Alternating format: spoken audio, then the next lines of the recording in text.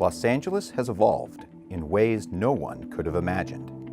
In order to adapt to these changes, the City Planning Department is in the midst of the first comprehensive update to LA's zoning code since 1946. Recode LA is the next chapter of planning in Los Angeles. It will provide tools to realize the unique aspirations of communities across the city.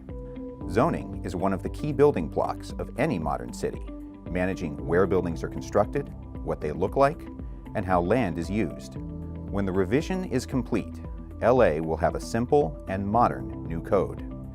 Recode LA is simple, offering a customized online search tool that will tell you what can be built without having to sift through hundreds of pages of code. Recode LA is modern, designed for the end user, organized in a visual format that will be easy to follow. These changes will be implemented through a related planning process.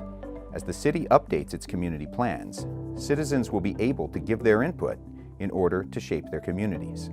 When it's time for your community to think about its future, the new zoning code will offer a whole new set of tools for guiding development.